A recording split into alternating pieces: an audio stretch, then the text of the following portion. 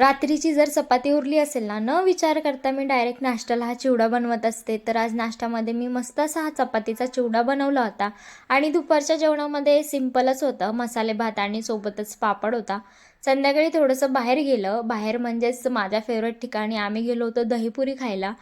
मी दुसरीमध्ये होते तेव्हापासून इथलीच मी पाणीपुरी, दहीपुरी येते खाते. छोटंसं स्टॉल आहे, पण गर्दी ते प्रचंड असते. मग काय मस्त अशी दहीपुरी वगैरे खाल्ली. संध्याकाळी मी भाजीमध्ये ना मस्त असं चिकन बनवलं होतं.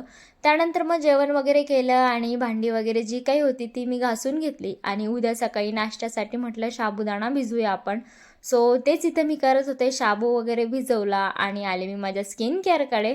तर सीरम वगैरे लावून घेतलं आणि हे सीरम सेटल होईपर्यंत मी काय केलं, लिप बाम वगैरे जे काही होतं ते लावलं आणि सगळ्यात शेवटी मग मॉइश्चरायझर वगैरे लावून घेतलं.